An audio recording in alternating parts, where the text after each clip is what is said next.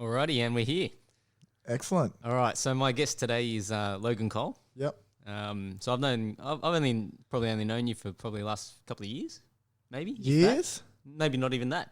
How's that? I've only been in that gym for 1 year. Okay, so Just over 1 year. It'll be about a year. Yeah. All right, and he does a bit of all sorts, I should say. We'll get into Jack of all trades. Jack of all trades. Yeah. We'll get into it, and we'll talk about a little bit about everything that you do. Yep.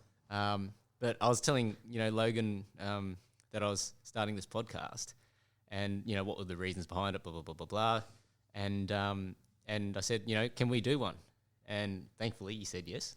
I'll honestly, I'll say yes to like just about anything. Like I kind of I don't expect, but I'd like to think that anyone I ask would do something. So if someone is that intrigued, because I don't find my as you saw on even my story last night, I don't find my life that intriguing. So if people are intrigued by it and want to hear it, then I'm just going to let them.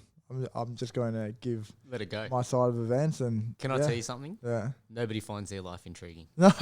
I know that. I've had some awesome conversations with some amazing people, and then I'm like would you want to sit down and talk and do a podcast with me? And then they say to me, oh, but I'm not interesting. And I'm like, we've just had this conversation, we've just been having this riveting conversation for the last 2-3 hours over food or a drink or whatever the case may be. Yeah. And you're telling me that you're not interesting? I think everybody, that's humility, right? You've kept me interested enough to talk to you for 2 hours. Yeah. Everyone's not interesting about that. Everyone's got everyone's got a story, because that's experience, right?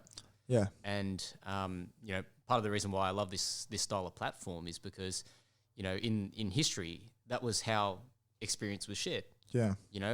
I guess when people were living in dangerous times, you get told stories so what to avoid, or that the boogeyman's this, or you got to be fearful of that, or you don't eat things with bright colours. Yeah. Right? And that's what you hope protects your future generations. Well, I even got my housemate that I'm with at the moment. He's a very kind of not good in social situations sometimes, and he just actually went down to the police academy, became a police officer, and that's kind of given him a bit more confidence in a way. But certain things he doesn't see, never saw when I first moved in, why I was recording vlogs for YouTube while I was doing podcasts. And eventually a couple of weeks ago, I actually got him to do one with me and talk about him starting out down at the academy, what it was like. We legit set up the 2 mics. We were playing a game of 2K, 2K on the PlayStation, and having a couple of beers. And the mics kind of just came off diagonally to our face. So it was just normal. We still had the same shit talk, same banter we normally have in 2K. But then I would just be asking him questions, and it was I had him in his comfortable space, but I just hooked the mic up to it, and we were able to have that conversation, because I know the stuff we talk about is funny, and I had actually so many people messaging me, mates that probably don't listen to my normal podcast, listening to it, going, "Fuck, that was so funny." Yeah, and that I don't know, he would be one of the least people to ever do it, and yet someone, our mates who know us anyway, sat there and listened to us talk shit. For what I think it was an hour and a half or something. But that's the thing, it's just about being comfortable in your element, right? Yeah. And when we do something like this, I think everybody gets a little bit self-conscious, because here we are, we're sitting in front of microphones, it's getting recorded, you throw some headphones on, and then you can hear yourself, you've got that feedback loop. I love that part though. I love hearing talk. I like the outside world being blocked out for this amount of time, and you zone in on that. We can't hear anything else happening downstairs or anything like that. I'd rather that for sure.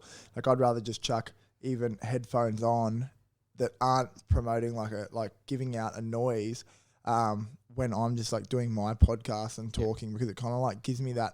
Same thing with like when I'm studying and doing work. I would rather, for some reason, it's a trigger that puts me in the zone, having like headphones and locking myself in kind of thing.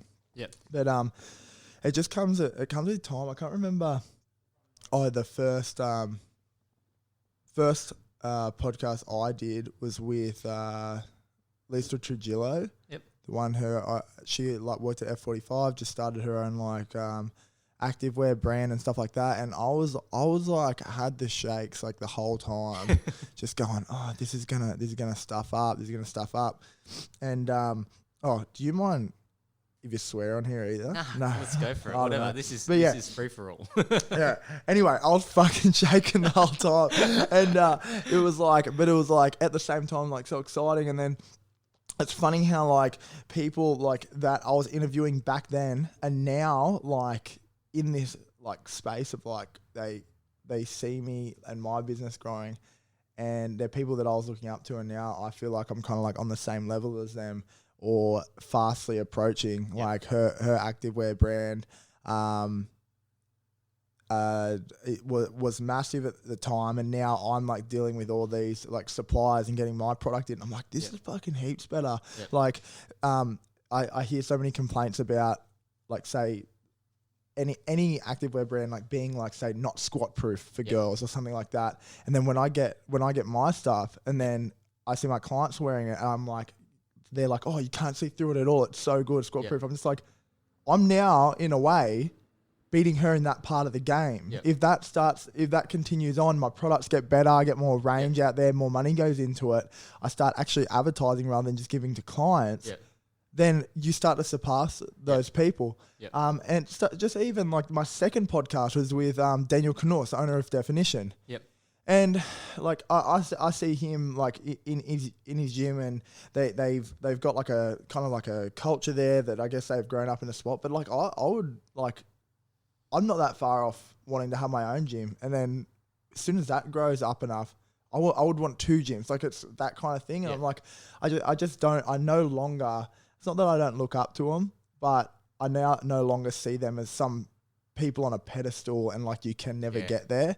It's just now that's just like, okay, they're there. I'm just gonna. This is where people get bent out of shape, right? Because they always think that, you're comparing to them, but when you get to a certain point, you realize that you were looking to them for inspiration, and then when you sort of not to say leveled things out, but what you find is that through chasing the people that you aspire towards, you find your own sort of motivation for doing it for yourself. And sometimes you're that blinded to what you think like they are, you eventually like, I don't know, you might know a PT that you think is like top, might be like massive on Instagram or something like that. And then next minute it comes out that he's like a massive creep to like every female client. 100%. Like it's so like there's crazy. Appearances and then there's reality. Yeah, right? yeah. I always called it the golden child syndrome. Like that movie, The Golden Child. Yeah. And like how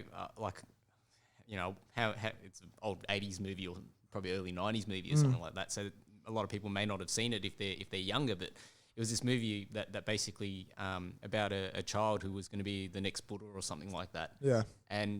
But the thing is that we always look at everyone else with these rose-colored glasses that look at this person's life. They're doing so well, but you don't know exactly what they've gone through to get there. No. The people that generally that you find are very successful in one part of their world. Are either forged from a very tough circumstance, or not everything is always going to be as rosy as what you think. Like everybody's always measuring themselves on the short game. Where's Logan at today? Yeah, and they're comparing themselves to that, as opposed to where does this journey really take you? And it's great. You need to have goals, but people become put the blinkers on and only focus on the goals, and then. You realize those goals, and then you start to question, well, what's next? Well, I think that comes with. I made a post the other day, and it came up in a book that I was reading called Atomic Habits. Yep. And it was the thought process of, are you in motion constantly and just being busy? Like, you think you could when you started this podcast, you could research the best gear and look up every damn YouTube report on the best mics to use and all that kind of stuff. You can do that for ages because there will be contradicting videos out there that say this isn't right overload because of sponsorships, whatever. If you don't just do it, nothing's ever going to come of it. It's just like people can go around and look for like research. Oh, is keto better? Is low carb better? And I say to so many people, like, it doesn't matter what diet you do. Are you doing one? No. If you're not, then you're not going to get a single fucking result. Keto will work if you stick to it. Sure. Low carb will work if you stick to it. 100%. Fasting will work if you stick to it. Yep. Same with you do this. I don't know. You might get a mic and you might do a podcast and the sound is absolutely shit on the mics. Yep. But you've recorded one and you know what it's like to do it now. Then you go, fuck, those mics are that shit. I did that whole 1 hour podcast. I could barely hear it, but I'm going to upload that and I'm going to buy these other ones. At least you got one out there. That's right. Well, this is the thing, right? I think it's all about framing. You know, people frame, you know, what they want to do, and then they go, okay, for me to do this, I need to do this, this, and this. And so it always becomes a why. You know, it's like, oh, you know, should I go on keto? Or why should I go on keto? Or why should I go on a low carb diet? Or why should I exercise? Or why should I, you know, like for me, a lot of the times I think that you're always going to get the best result. And I think this is why, you know, children learn so fast, is because they don't spend the time asking the why. It's really, you know, if they want to do something, it's fuck it, why not? They just reach up to the stove and burn themselves and then figure it out that's just like us. That's like us getting like, you might go do a deal like on a, I don't know, relate it back to like what you're doing now, like, I don't know, cars. You might buy a car and think you're going to sell it for much and then and then it doesn't sell for what you think it is going to and you might lose money on it. And like that's your lesson learned. Yep. But then you're probably going to learn why that happened then, and then you'll fix that the next time. It's happened the same with like all like Bitcoin and everything. Like everyone jumped in on it because they thought like they didn't think about it, and then they soon realized that like they got burnt when they did it, and if they didn't learn from that, then I don't know where their heads at. It's a very like there's a good book that I'm reading at the moment called Ultra Learning, and it just talks about how, you know, like I guess what are some of the principles or the you know, I guess the best methodologies to try and learn things as quickly as possible in the shortest reasonable amount of time. And, you know, quite often it relates to just getting up and doing it, you know, and that's what I was saying about children. It's like, you know, when kids are learning to walk, they don't focus on how many times they fell over. But somewhere along the way, when we're growing up, we start to become very self-conscious. You know, as kids, you don't really have that self-awareness, and on the flip side, you don't have that self-consciousness. You know, you don't think about it. You just, you know, you see other, like as a child, you probably don't even remember what your thought process was in terms of, you know, getting up to try and walk. I don't think it was ever like there's that point of life where you're young and your, say, parents expect you to be walking. Okay, so they push you through this kind of like phase of your life where they need to be up walking by this age. They need to be talking by this age. So they push you and push you and push you. And then when you get to a stage where you're starting to test boundaries, then your parents will start to go to you, hey, that's dangerous, stop that. Hey, that's dangerous, stop that. And it usually happened from like when they were young, they got told the same thing. So they're reaching this kind of like barricade, like this barrier where they aren't comfortable with because they weren't pushed past that. So then they're not going to push you past that. And then that's ingrained in you up into the rest of your life. Other than if something can happen to kind of like switch that. I don't know what it is for some people, but it need like for that to occur and that change to be made, that's been ingrained in you over years saying, no, that's wrong or whatever, that takes a lot to, again, fix sometimes. It's always because you value the opinion of your parents, right? And you just made me think about, when I was growing up. So, I like I guess the word would be like a tiger mum, being, of an Asian background. Like I had the mum that would send me to all the classes and, the tuition, and I'm blessed to have had those opportunities. But there was not really any sort of, during my week, the extracurricular activities, whether it was playing piano or going to Chinese language classes and that sort of thing. I did so much when I was in primary school that, I sort of got to the first years of high school, and between, years 7 to probably 11, I was just like, I had enough. Like I didn't want to do any of that shit anymore. So you sort of rebel and you come up with all these ways to get out of these things. And then I got to year 12, and I can still remember this, making this very conscious distinction in my head that, when I was a kid and you get pushed and pushed and pushed and you do so many different things that I could always fucking do them. It was just a choice of whether I wanted to do them or not. And so, that was when I actually switched on to say, okay, well, I can do all these things. Like, there's no reason why I couldn't handle anything that's put in front of me, because as a kid, you don't think about it, you don't question it, you just fucking do it. And you go to these classes and you're learning all these different things. Like, I think, I sometimes tell this story to some of my mates about, my mum used to send me to that many courses that one time, I don't think she actually realised what course she sent me to, but it was being held, it was like one of those summer camps at University of Western Sydney, and I was at the Penrith campus, and I still remember it very vividly because I went to, it was basically like a clown school.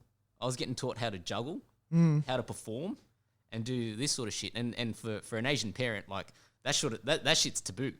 Yeah. You don't send your kid to that shit. You send them to piano class, violin class, fucking music, language. Like mathematics tuition, English tuition. You do that sort of stuff.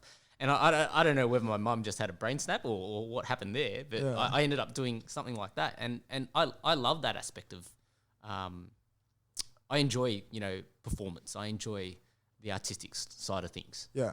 But I think, that lesson, that was the lesson that I learnt from being pushed at a young age to do so many different things, was that you can do whatever the fuck you want. The difference is whether you choose to do it or not.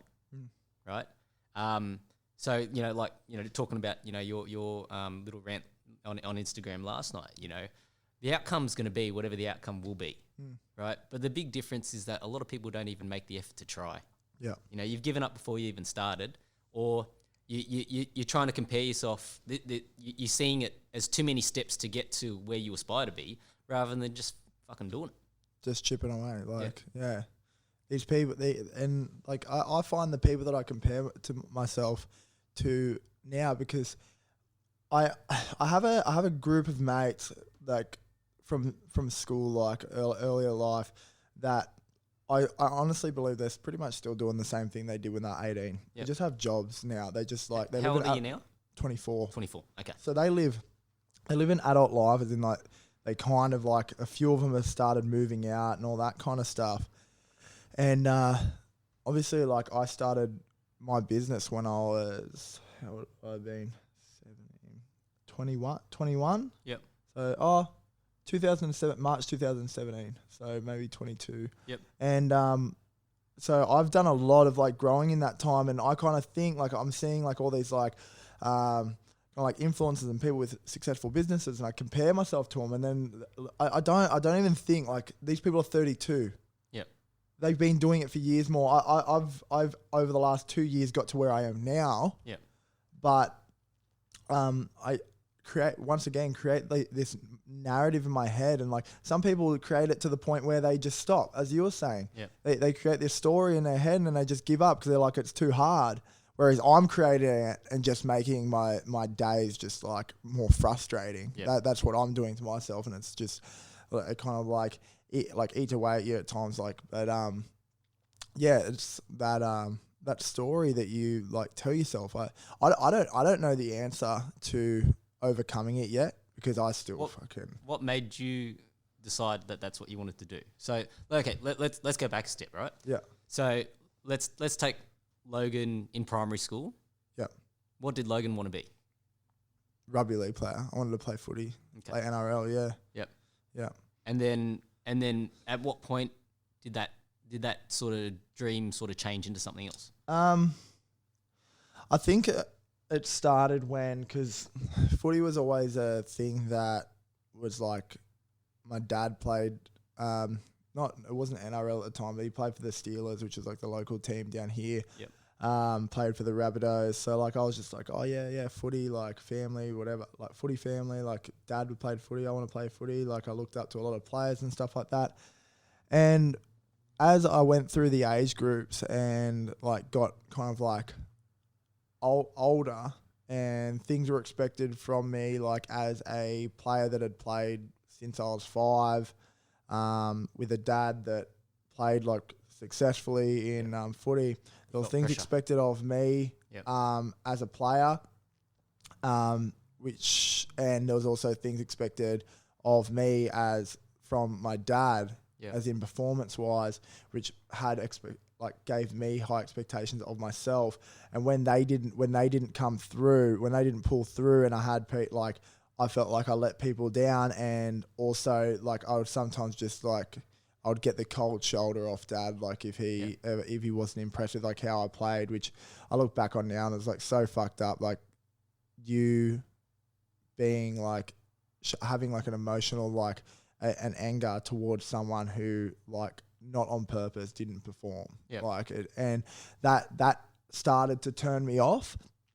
I started to like, I just had a resent. I just said like, you know what? I actually got to a point first where I was like, if you don't like how I'm playing, don't come to my fucking games. Yeah. All right. Yeah. Like this is my thing. Yeah. You get angry. It's not you anymore. Yeah. So he got to that point, and he got to a point where he was just like, wouldn't say anything during games, wouldn't yell out to me, whatever. I got to, I played reps through 16s. I went into an 18s rep team, SG Ball down here, and we had our trials. And that year, for some reason, they said that they wanted to take a lot of younger guys for experience. Yep. So there was two guys that played in my position that were a year young, so they had the chance to do it next year. Yep. They both got picked over myself. Yep. And that was kind of just like disheartening. So that's when I was 18. Yep. That year in 18, so I was still 17 at the time. The Saturday before my 18th birthday, I got my first shot at grade. So I played grade for my local club. Yep. And we played on the new complex ground down at Fig Tree, Collies Complex. Yep. And it was the first game ever played on there. And I tore my MCL and ruptured my ACL completely the day before my 18th birthday. Huh. So as you can imagine, doing something like that and it being so disheartening, and then the next day you can buy your own alcohol. Yeah. It just became like kind of like this downhill spiral, because I couldn't run for 9 months anyway. Yep. So that ruled out that season, and then at least half of the start of the next one. So I kind of like went down that path, just going out partying, like found friend groups that probably weren't the best, like turned out to be like pretty shit dudes anyway. Like for someone that was struggling kind of emotionally they're much not, anyway. They're not really there to support you. They're there to try and, they're looking for a, misery loves company, right? Well, it wasn't so much that. I actually like, I was someone like, obviously I was kind of like screaming out for attention, like internally, with like being like, kind of like at a high level of my sport, and being looked upon as someone to go to like being in this situation of like going out and drinking, and then needing that same attention. So you go out and do dumb shit. Yeah. So footy was your identity. Yeah. So I went out. So I was going out and I was just doing dumb stuff to like kind of like impress the people I was around and stuff like that. And then that ended up, for a while, it was good for them. They got a laugh out of it, and then they got over it, and then that's when I fucking realised that they weren't there for you, because they just start like kind of like excluding you from stuff, and then that's when I went down kind of like that dark path of just having no idea kind of like who I was or what I was doing. I went back, tried to go back to footy. Yep.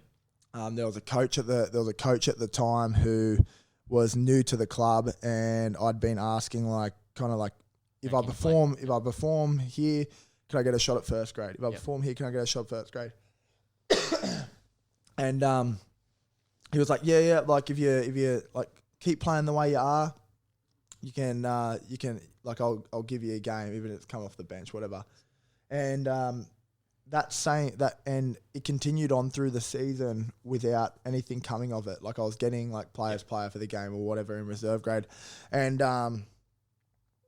it came to a time where one of my mates had gone through like a bit of hard family circumstances, and he was playing at Western Suburbs. Yep. And I'd said to him like, just come to Thurl, like all your schoolmates are there, like we can play together, like or it'll be good. It'll just be like school footy again and stuff like that. He's like, okay, and he ends up coming over. First game was against his old club. Yep.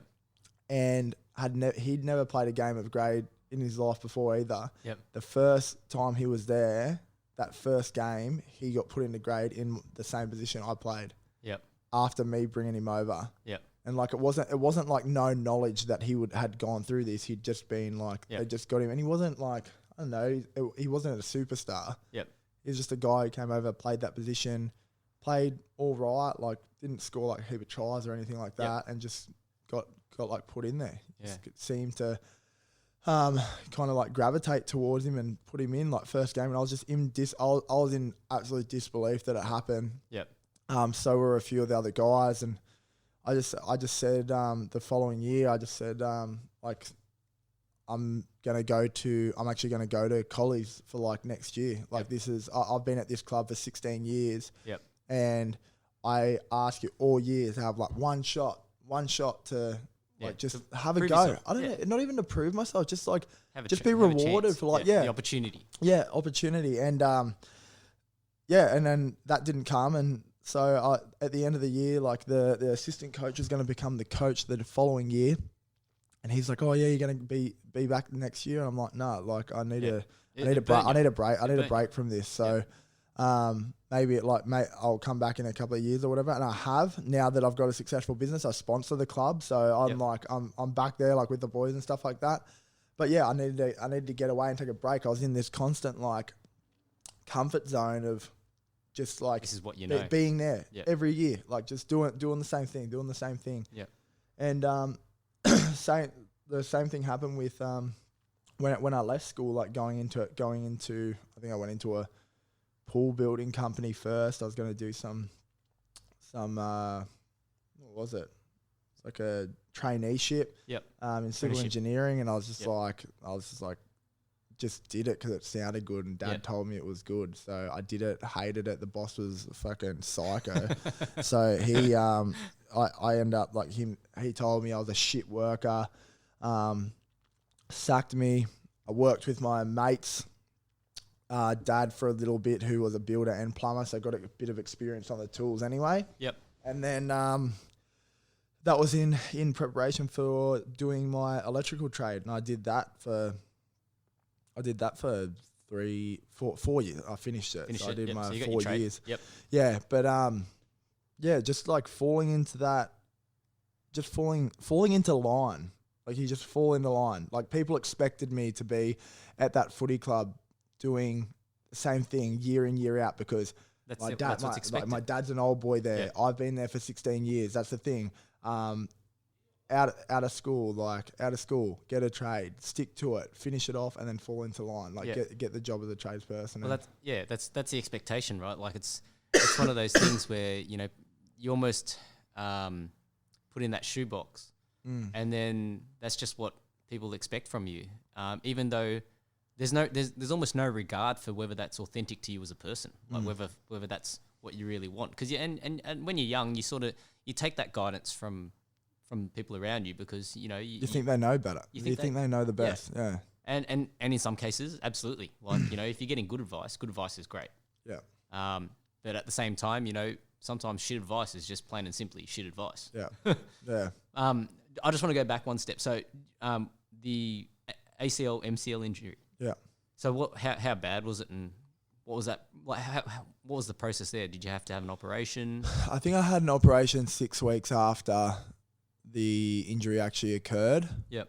I still remember I'd bought tickets to Tyler the Creator, the rapper, for like up at like in Newtown, and I still remember Dad calling me when I was actually at Northgong. Yeah. For like my TAFE break. Okay. And he called me and goes, "Oh, this is a date that we can get your thing." I think it was the 6th of June, 2000 and maybe 16.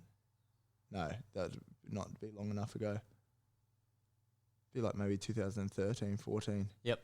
And he called me and goes, "Oh, this is the date we can get you in." I'm like, "Fuck!" And I had to like sell my ticket and stuff like that. Yeah. So that happened. So 6 weeks after. Went in, had the surgery, and pretty much like from then 9 months you couldn't jog for. Yep. So you can't like actually run. I think it was run or jog. Yep. But then had to eventually like get back into like had to go into light duties at work and all that kind of stuff. When I came back, I did came back from the injury, tried to play. Like went back to footy, and then I rolled my ankle first game, and that was like black. Yep. Went down.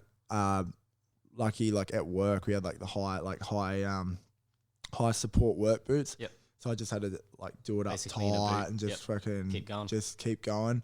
And then at work I was pulling cable and did a hernia. So I had to get surgery on that too. That would have been around maybe between 19 and 20. I think I was about 19 and a half, 20 years old. Do you think that was something pre-existing or usually they say the weakness in your abdominal wall is a pre-existing or genetic type thing. So so that could have just possibly been something that was already like going to happen or whatever, but that was another thing I had to like go into surgery for. So that was like over a maybe 2-3 year period. Yeah, 2 year maybe. So, and do you feel like that affected your mindset?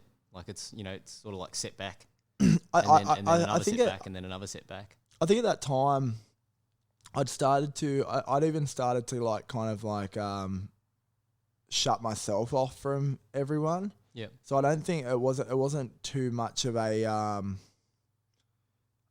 don't think my mindset really went much lower other than when I did my ACL and stuff. All that other stuff just kind of came, and I was like, oh, okay, yeah, fuck it, like whatever. Like I didn't really have a big group of mates around or anything like that.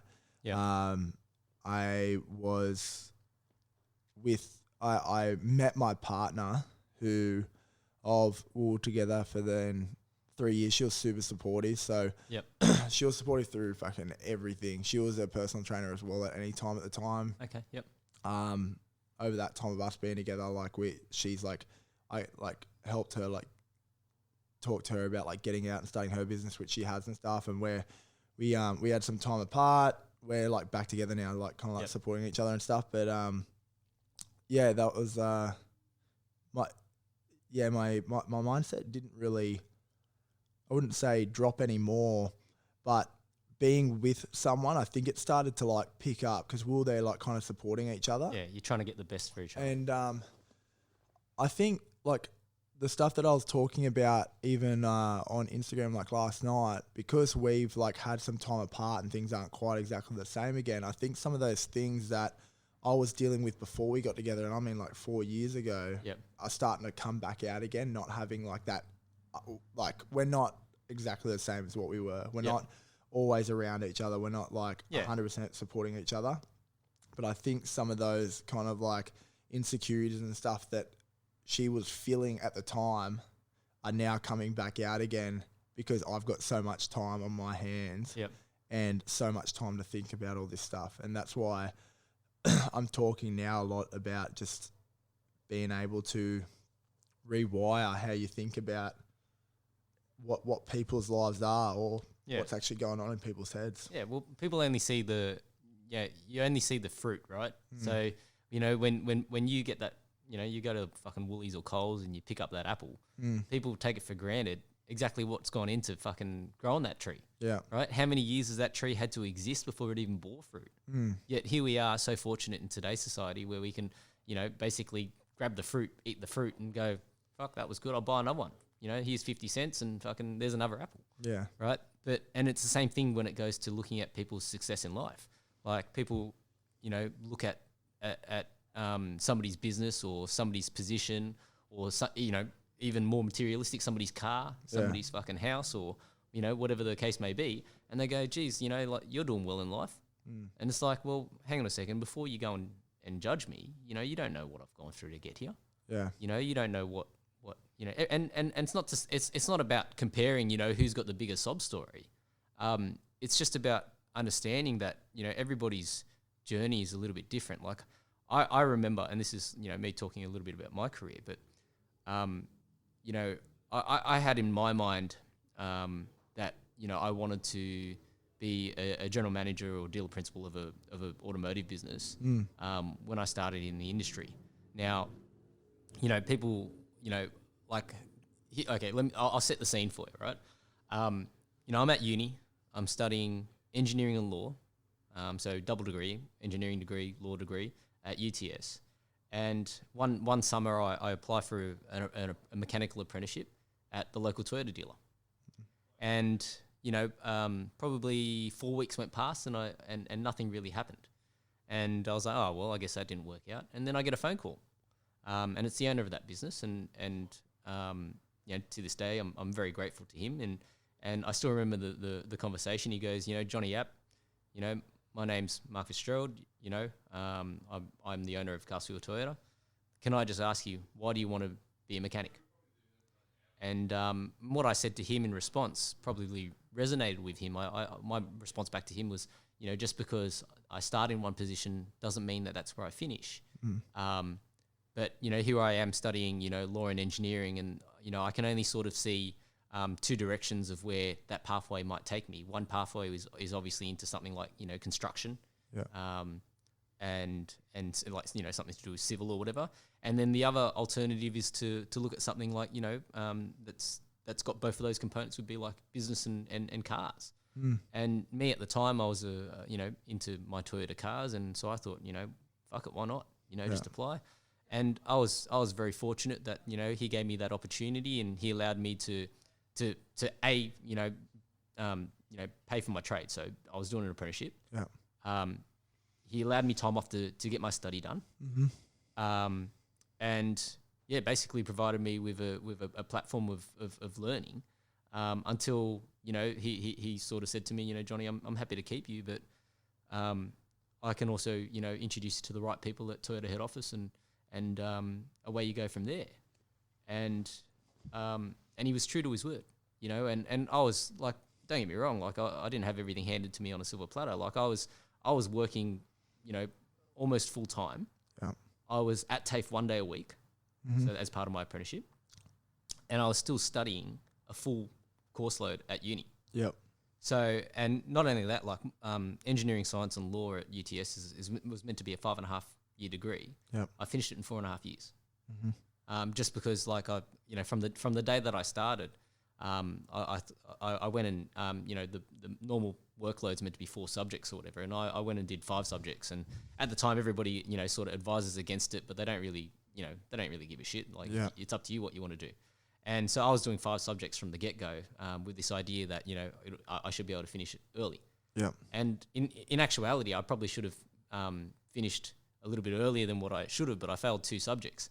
And funnily enough, the time when I failed 2 subjects, that was when I had gotten the job as, like, you know, doing my apprenticeship, and I thought I better cut back my workload. You know, so there was 2 semesters there where I only took 4 subjects as opposed to 5, thinking that, you know, this is what I'm going to have to do. I need to find that balance, right? And no, I didn't need to find that balance. I needed the pressure. You know, I needed that pressure of knowing that, you know, people always, you know, they advise against it because, you know, they reckon you're going to fail. And it was like after I had 2 semesters where I only took 4 subjects and I failed one subject in each semester, I was like, fuck this, I'm going back to 5 subjects. And then I had the pressure on and I got through it. On a smaller scale, it's funny you say that, because I was like talking to one of my clients this morning about waking up, like me waking up at like 4 every morning, Monday to Friday, and then that in compared to my Saturday morning, where I have a class at 8:30, so it's only 8:30 to 9. When I know I have to get up at 4 and I've got a 5 o'clock class, and that's like what people go, oh my God, that's crazy, like getting up at 4 o'clock in the morning. When I can get up at 4 o'clock and I know that I can be like organized and all that kind of stuff, and there's that pressure of like, I'm gonna be so fucking tired, but I'm gonna like push past it and just get my day done. Like right now, like been up since 4, went and trained clients, and went out, like got my haircut. While I was going out waiting for my haircut, I've been doing a daily mailing list. So I've got like, I think I had another like 7 people sign up to that last night. So I write that every day now. For the last 4 days, I've written an email that is on a certain topic, and I send it out to them all at 12 o'clock for free. Like it's information on how to better count macros, how to better work out, like do your workouts, how to get the most. And then today's mail was pretty much a broadened perspective on what I talked about on my Instagram story last night. I just go like, oh, most of you might have heard this, but here's another couple of points, and how I think that you may be able to cope with it, despite me not being fully able to get over it yet. So having that pressure, and I think I went to bed at like 11 o'clock last night. I've had like 5 hours sleep. And I wouldn't want it any other way, because when I wake up on a Saturday morning knowing that I'm at 8:30, I'll fucking dawdle around. Most of the time I rock up just on time, and it's 8:30. It's 4.5 hours later. Than what you normally get. I get 4.5 hours more sleep than what I do normally.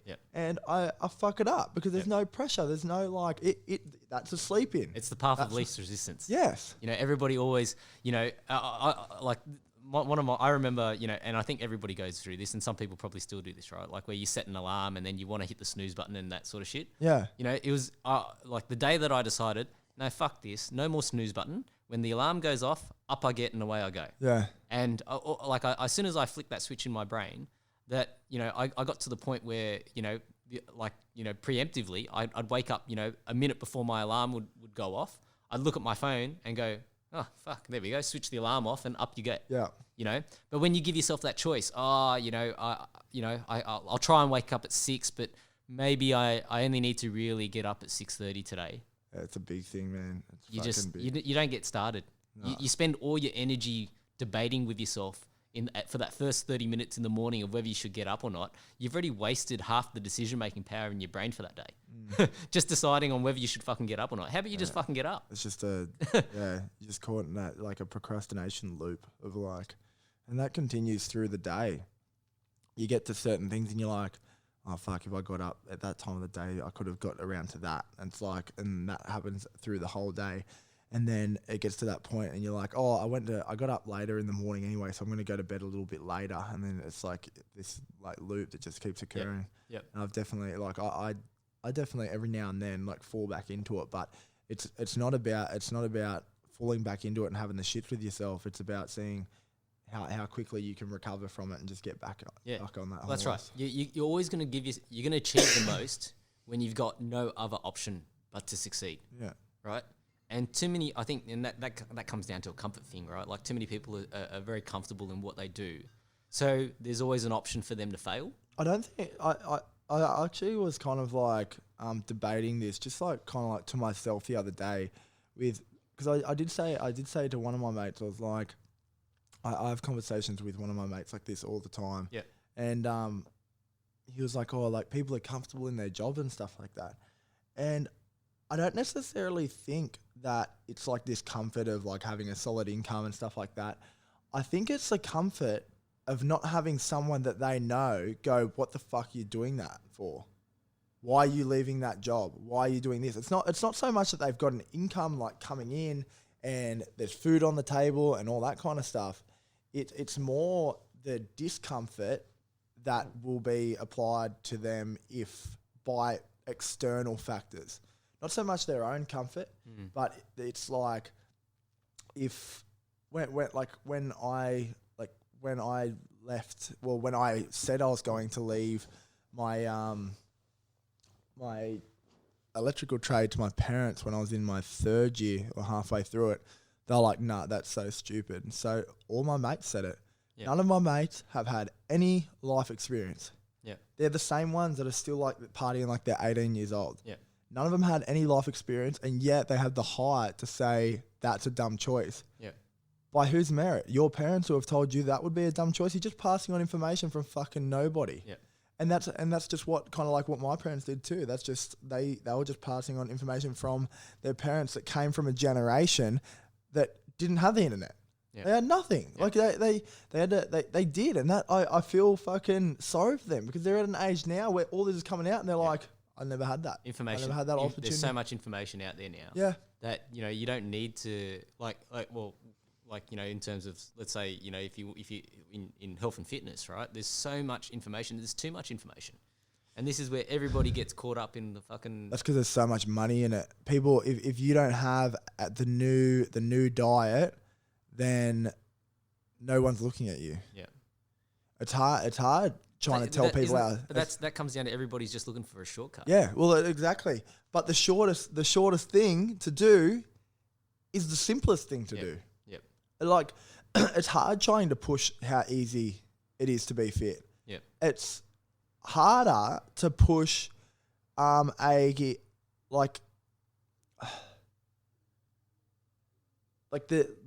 harder to push like all these like the return on like people pushing like these detox teas and like slimming shakes and all that stuff, and the kind of like advertisement you have to push into it. There's a lot of effort.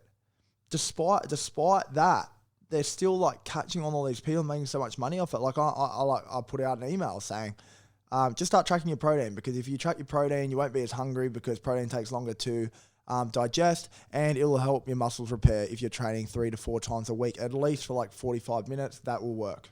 Yeah, but there's no sex appeal in that. People can't, they don't see, maybe that's an avenue that you can look at in your marketing. It's right. You got your little protein tracker or whatever, or your little table, and then you have to have some sex appeal in the shot, Yeah. But people look at the package of maybe one of my posing photos that I put up on Instagram. Some of those ones, especially those, you're not encouraging me to buy any of those types. but it's just one of those things where people want the path of least resistance. They want the fast gain. Yeah. Without realizing that sometimes it's the slow burn. You just gotta keep the fire on and keep cooking until it's fucking done. I think it comes down to like what we were talking about before as well, though, like that kind of like just questioning, like looking around for everything. Yeah. Like if something seems like hip and new, that's what people are going to try, despite it being scientifically disproven for fucking years that would work. Yeah. It's a headline. It's clickbait. Yeah. Yeah. So okay. Well, so when you finished your electrical trade. Yep. What made you then go, okay, I'm going to go and start coaching and get into that side of things? Well, one of my mates at the time, I'd kind of like just met him through footy, and like he was a bit older. He was actually 24 at the time I was 18, or 23. He was 23 at the time I was 18. He actually was living with his partner, and my partner was in like living with them, like a roommate of theirs. Mm-hmm.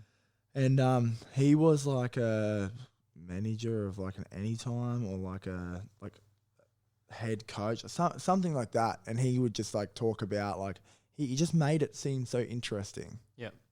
The way he was like kind of like running things, and then he had his own business that kind of like functioned out of that and all that kind of stuff.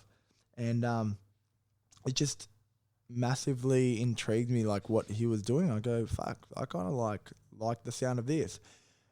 It's different now than what it was before. Like I thought it was my mindset in like towards what it was going to be then. Like I had this kind of like motivation of like something new, and now it's caught on to just be something that fucking like, no, I don't think anyone can like kind of like stop me. I'm not at the moment like looking up to anyone. Really, I kind of like look for like a bit of like motivation here and there, but I'm not like looking up to anyone and like putting anyone on like a massive pedestal. Yeah. But yeah, that was in my like halfway through my third year, and that's when I like went to mum and dad. I'm like, I want to do this course that I could have got done in like 6 months and have my cert 3 and 4. Yep. Instead, they were like, no, that's dumb, that's stupid. Like, you're nearly done, and then you'll be on really good money as a tradesman. Yep. And I was like, fuck, like this is fucked. Like, just you weren't enjoying it either. I was hating the electrical because they were like moving me around so much. Yep. Just some stuff happened with like the as I started to become more self-aware and bosses treat me like shit. I had run-ins with some like big bosses at the company. Yep.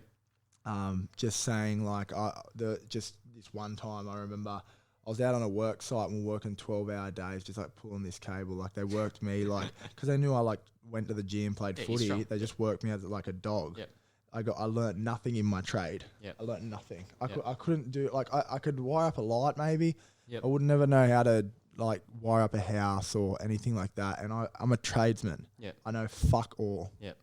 And but isn't it crazy that when you become a qualified tradesman, then you do a few different things, and then suddenly you can now take on board apprentices. But who's taught you how to teach anything? Yeah. Exactly. And I learned nothing. I got put on these cable pulling crews and did it for ages, and learnt nothing in my trade. And then one time I got a phone call from Nika Group Training, who was like our host company. Yep. And they said that we've just got a call from like your company, we're asking a review. And we'd been working out in this like 38-degree day, and we're kind of like standing under. So I was with a heap of tradesmen, and I was an apprentice. Yep. And we were kind of like standing out under this thing, and the supervisor came over and goes, "What are you doing?" I'm like, "Oh, we just finished the cable pull. We're just like having a drink and stuff." He's like, "Oh yeah, okay." Like just had the shits that we were standing around, like kind of like having a rest after just pulling a cable for the length of the fucking coal terminal down here. It was a 1.2K high voltage cable, so it's like about that round. So that's as round as like a drink, like a 10 centimeter diameter type thing. Yeah. Yep. And so it was hard as. And then I get a call from Nika saying, "Hey, we've just had a call from like your supervisor on site. Yeah. He said that we should that you need a good kick up the arse, because like with your work." And I was like, "What do you mean?" I just go, like, what did he actually like? How did he say? He just goes, "Oh, we actually rang him about your like kind of like report, like how you going." He just said he needs a good kick up the arse. So I like got off the phone call and I left the work site and I went down to the office. Yep. And I went, "I'm not a dog, right?" And he just goes, "Oh, excuse me," like got up from the thing. Yep. I go, "If you think I need a good kick up the arse, you walk past me on this fucking site and you don't say a word to me. Don't say a fucking word other than that we like ask them what we're doing. Yep. And then you come back here after you walk past me every day, not saying a single word about like how I'm working. And then you call them and get them to call me from Sydney saying that I need to kick up the arse. Yeah. I'm not a dog. Yeah. I don't need to kick up the arse." Weakness from their perspective in terms of. And he was like, "Oh, well." I go. You know what? I spent 3 years under you on work sites. You've put me on cable pulling crews. I'm a third-year apprentice that knows fuck all, and I'm struggling at TAFE because I do not know how to. I don't know how to. What is it?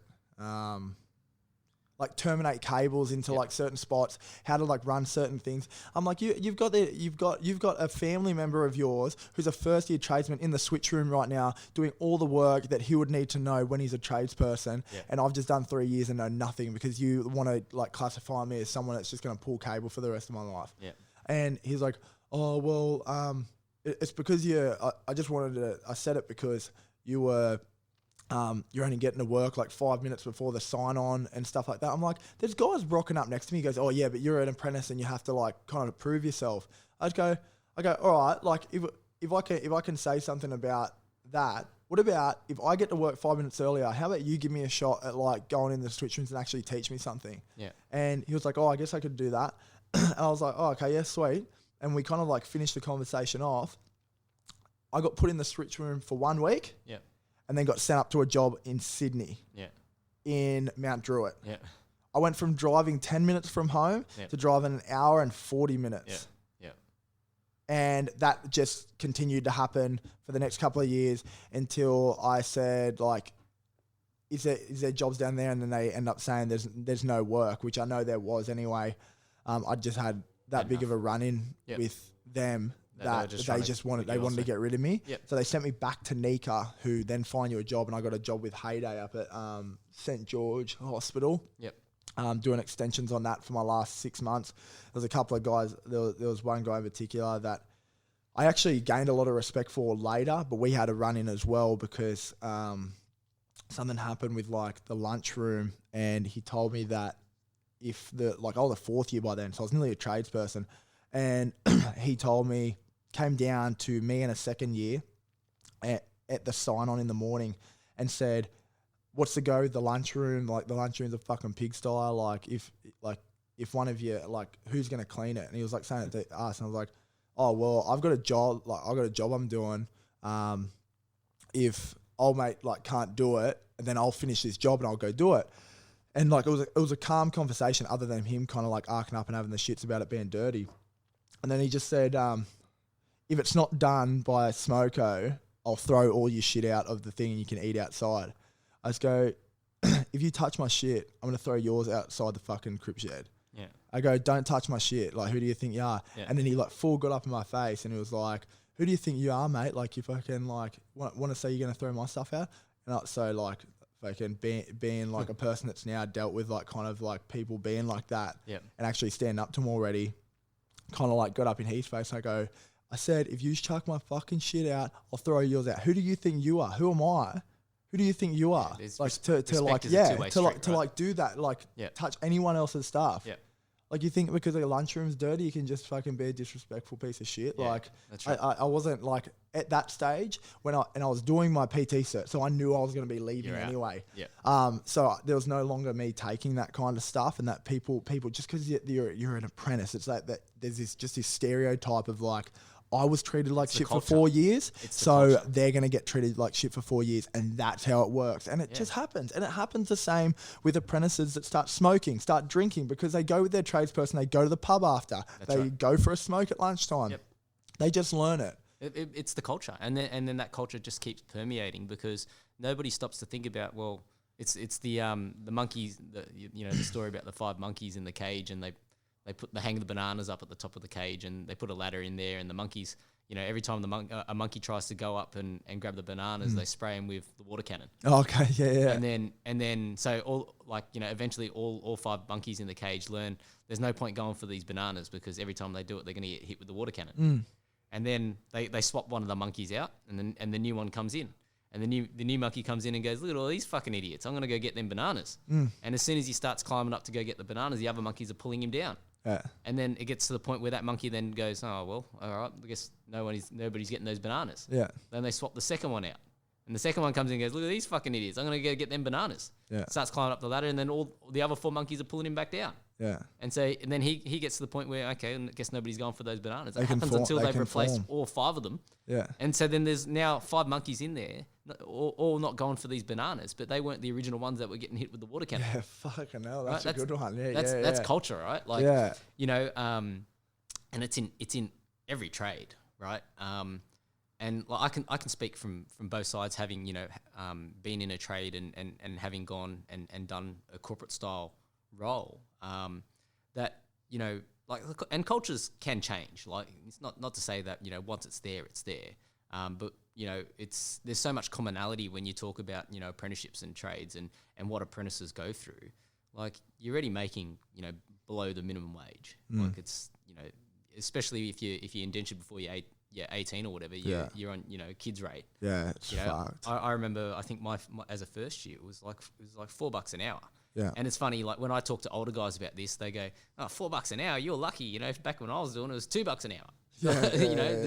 So the commonality is there, but like, we create these cultures because and like in the automotive industry, these cultures foster because when people get to a position where they're able to affect change, they're too worried about how they're viewed by whether their peers or by shareholders or by investors or whatever the case may be to to make tough decisions.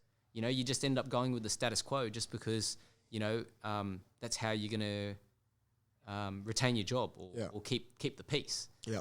But that doesn't necessarily mean that you, and this is why I think, you know, startups disrupt a lot of those spaces so effectively, is because, you know, the bigger corporations already have their culture ingrained. Yeah. Whereas for a startup, you know, there is no culture yet. That whatever they decide the culture is whatever the culture is going to be. Yeah. So their ability to influence and make impactful decisions and change course or pivot, you know, is a lot more effective. Yeah. From that perspective, because they're not dealing with the bureaucracy of culture. Yeah. Right. You know, I was just you know, what you made me think about. You know, I feel like, you know, for your age, you're very self-aware in the sense that, you know, like when I was 28 and I finally got that opportunity that I was looking for, you know, I was like, fuck, I finally, you know, achieved what I wanted to achieve. Yeah. And then because I'd never really thought what was the next step beyond that, I felt lost, you know, and here I am, you know, in a general manager, dealer principal type role, you know, so the penultimate in terms of retail automotive. There's no real higher than that unless you go back into like a corporate style role. Yeah.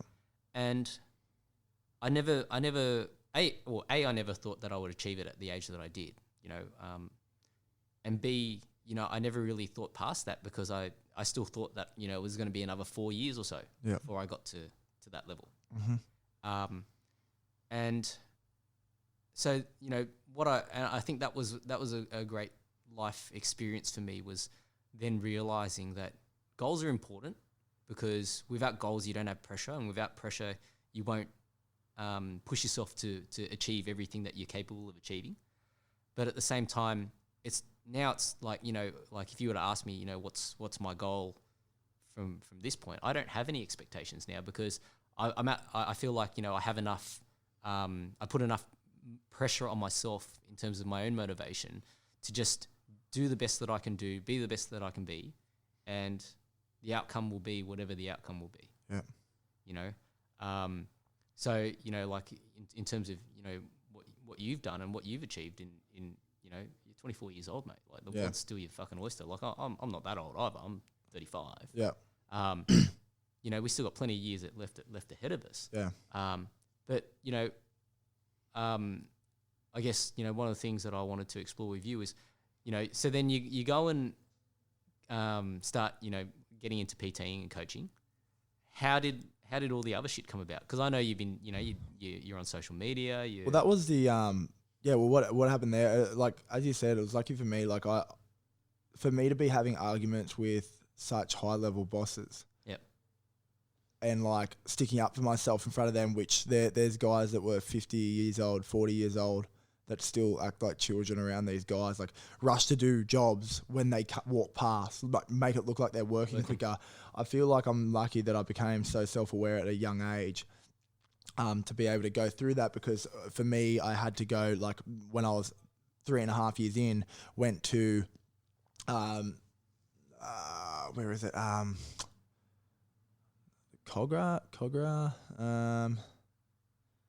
It's up near Cogra. It's a I can't remember the name, but it was Australian Institute of Fitness up there. Yep. And I just left from, like, I'd been sent up to Sydney, so I was at Sydney Olympic Park. Yep.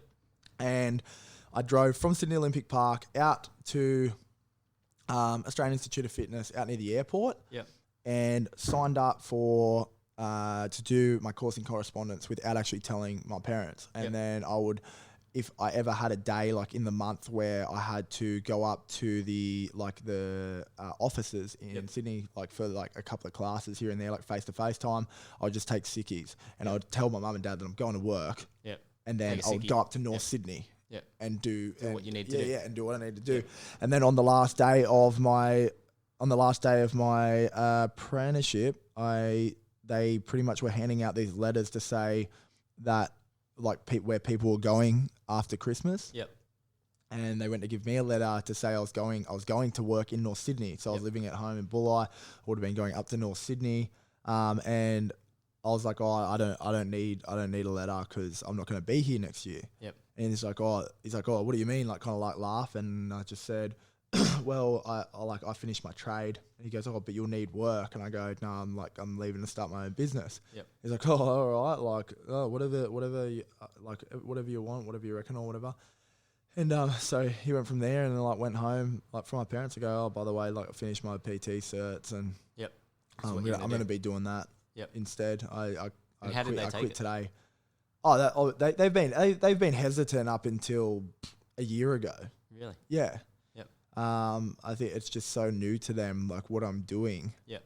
They don't understand. They don't understand. Yeah. They don't understand. And I do feel for them because now I'm so confident in what I'm doing. Yep. I have sympathy for them not knowing because I feel sorry for them. Yep. That they don't know. My parents are very well off.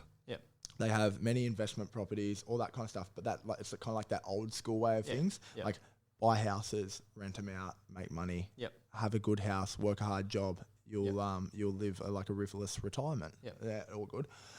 Both parents are very healthy. That's good as well. But yeah, I do have sympathy for them in that time because they would have been so worried about me. Yeah. And what was going on and but now they can see kind of like what I've been able to produce when they just let me go by my way, I guess. Yeah. Over that whole time, I'd say one of my biggest self-awareness changes was listening to Gary Vaynerchuk. Yeah. Yeah. That guy's fucking awesome. Every day. Yeah. I barely do now because I feel like I've passed it and I've heard a lot of what he says. Yeah. And by all means, I don't think, oh my God, that's fucked. I'm like, what he was saying, people will hear now and will have the same transformation that I had years ago. Yep. That's why he's continuing to say the same thing. And he says the same fucking message. And he's just like, I'm just going to stay in my lane, keep saying the same fucking thing. Same thing. And if one day you fucking get it, that's worth it to me. And that's exactly how I picture it. And that's what happened. I would download his like YouTube like motivational talks and it would just reprogram my head. It was no longer my parents saying I couldn't do it. It was him with my headphones on. Yep. Pumping it into my fucking head every day. Yeah. I would listen to podcasts. I was listening to one called the Fitness Business Podcast when I was at work, so I listened to that. Yep. I was fortunate enough in the last like 2 months of my work to work with a guy that was like he's really open and like listening to me when I was at work, like talking about like what I was going to do. So he was happy to listen. And yeah, from then I started training people, started just a fucking very small business that like, I think it was March 7th, 2017 or something like that. Yep. And just a couple of people, I think I was like making $200 a week here and there, then 500 for like the first, no more than $600 for the first year. Yeah. And that's like still needs to be taxed. That was like $600. Yeah. For tax. Yep. And that like in that time I was like I was trying social media, like I was doing a couple of things here and there. I grew a bit of a following, like using like kind of like tactics, like used a Instagram bot for a bit that like kind of like does the follow and unfollow, but that was just shit. Like you get shit people that don't interact with you and stuff like that. It's not buying, they're actual people. Yeah. Because it like follows actual people that are in your industry. Yeah. So I did that for a bit, like just trying things out. Yep. Trying things out that I knew about. And then I was trying to be like a bit of a guru, like talk really science based and kind of like smart about stuff. And eventually I just realized that the easiest way to do social media is just be your fucking self. That's it. You gotta, yeah. Well, that's like I struggled with how to approach social media in the sense that like I don't fucking use Facebook anymore. Yeah. And like people laugh because obviously Facebook and Instagram or whatever else. Yeah. But I use Instagram for a different purpose. Like I enjoy obviously following guys like Gary Vee as well and Joe Rogan.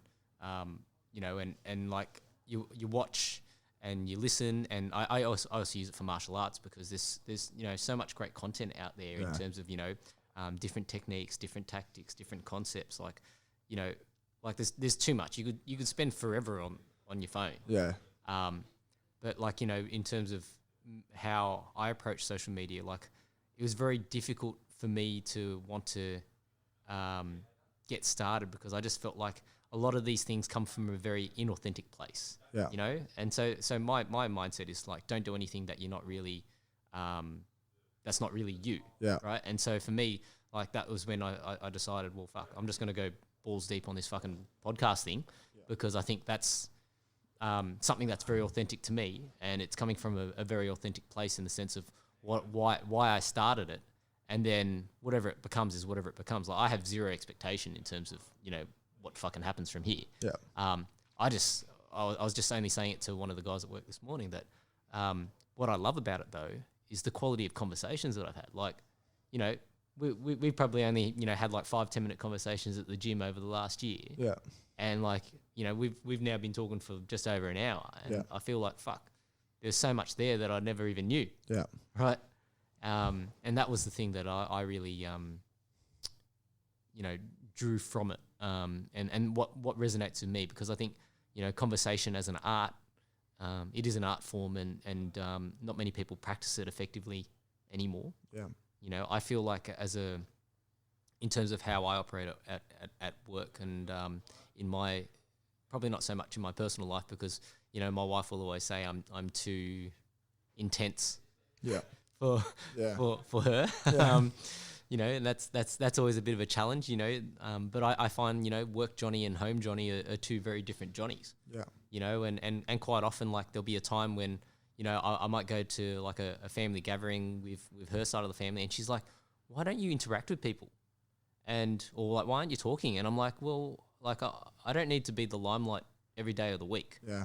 You know, sometimes I just want to just relax Yeah. and retract into, you know, my own space for a little bit. Yeah. You know, and it's, you know, so people, you know, will often find there's quite, you know, you can be quite opposite with your own self. Well, that's one of the things with me, like I'm so active on like social media, and then people like think I'm kind of probably like a little bit weird, like out in like social situations, because I just I don't find that quality conversation occurs that much. Like, yep. Most of the time for me, and what's kept me away from like going out and with mates and stuff like that at the moment, is I go out and people go, hey bro, like I've been meaning to talk to you about training, or what you're doing's real good. And they're people who I know through like my like data, like kind of like analysis, like watching their stuff. They watch my stuff on the back end. Yep. Don't interact with any of it. Yep. And they're people that kind of like used to like talk shit about it. Yep. And now that it's happening and they're just kind of like out on the piss every weekend, and they look at my story, but they don't, I don't know. And then they just want to like sit down and talk about like, oh yeah, I've been getting in the gym a bit. Like, what do you reckon about this program? Like, honestly, like most of the time with those people, I don't mind talking to someone in the gym. Like, if you came up to me in the gym, or anyone that was actually at the gym, maybe if I was at any time, and a random come up to me and goes, oh, do you mind like telling me some exercises to train this, or how could I improve this? It'd be fine. But if I'm out in a situation and someone's on the piss or on drugs or whatever, small talk, happens a lot when you see guys and they like get on like the coke or whatever, and then they would just want to talk. And I just go, honestly, like I couldn't think of a fucking worse person I want to talk to. Yeah. It's like, don't even like, if I'm out, it means I'm away from what I normally do. Yep. So I don't want to fucking hear your sob story about, oh, I'm trying to get back into it. Oh, I fucking can't get any results. Oh man, I don't know what program to do, this, that. It's like, you know what? I don't give a fuck. Yeah. I tell, like, if you follow me, which I know you do, you listen to my story, I tell you every fucking day how to train and eat. Yep. Do it. Yeah. Stop doing this. Yeah. Like I'm sitting here, and I was just like, would you go to the bathroom 3 times because you like putting shit up your nose and you're fucking sitting there on beers, and I know you do it every weekend. Yeah. So don't see this as an opportunity for me to feel sorry or give you some miracle advice. Yeah. It's not going to happen. Because I have no sympathy for it. Yeah. And at all. There's no substance to that conversation either. Yeah. And I've dealt with enough people like that. And this is what motivates me as well. Like people that like when I was coming up, like people that were my mates and stuff like that. None of like my old mates like buy my apparel. Yeah. No, none of them train with me. I've had mates that legit will go and do a challenge, an 8-week challenge at an all-girls gym with their missus, and I've run 3 or 4 and they haven't done 1 with me. Yeah. And yet every time I go out, they'll tell me how they fucking put on weight and want to lose it. Yeah. I go, come train with me then. For once in your fucking the last 3 years that you haven't. And you've supported every other business. You want to talk. I had mates ask me what I think of 12-week challenges at definition 2 weeks before mine was about to start. Yep. Some of my childhood mates. Yep. Like since we're like, I don't know, 11, 12. That's because like people have an image in their mind of who you were back then. You know what I mean? Like, so if I knew Logan back in high school, we don't look at Logan now as being, you know, he's a great coach and he's this. He's just my mate from high school. But you know what? That's even more reason for me to go, you can get fucked then. Because I don't have, like, I don't know. I just don't have time. I don't have time for that. Whereas for someone who doesn't know you, right? So they're coming in off the back and let's say they see you at the gym or whatever and they see you coaching clients. They go, fuck, this guy, you know, he knows what he's doing. Whereas they're not seeing you in that environment. They're remembering you from maybe playing footy or, you know, being at primary school or something like that. What I think I've found, I think it sometimes is as well, is that they're still doing what I was doing then. Yep. And they don't want to give the props to someone who's not doing that anymore. They'd rather them be back. Come on, but just come out and drink. Yeah. Oh, stop being stupid. Stop being fucking, what, you're prepping for your bodybuilding comp? Oh, just come out. You can have 1 drink. You can have a couple of drinks. Yep. That's what it is. It's projection, people. right? It's the same I think a lot of the times when people put other people down, it's a soft projection of their own little insecurity.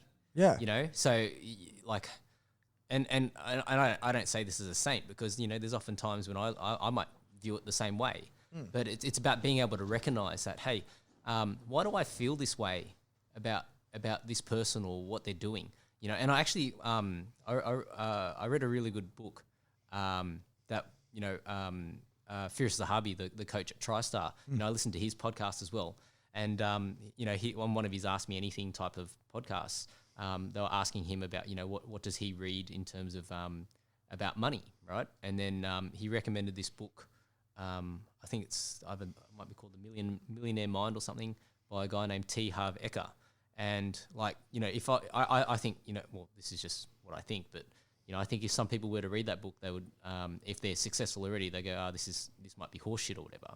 But the things that, you know, that I found that I think resonate in terms of mindset is that, you know, when you see somebody being successful, or you feel like they're more successful than you, you can have that element of being, you know, a little bit jealous, right?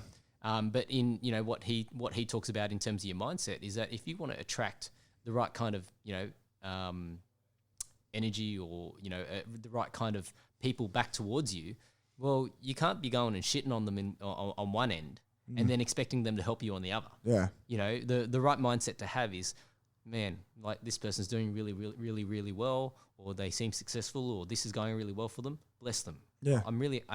I truly am happy for them. Yeah. You know, not in a inauthentic way, in a fucking, you gotta mean it. Yeah. Right. And so you look at these people that, you know, are successful or are getting success and you go, fuck, you know, congratulations, mate. You deserve it. Yeah. You fucking worked for it. Yeah. You know, and I hope that one day I can be in that same position as well. Yeah. You know, that's the only way that you can look at it.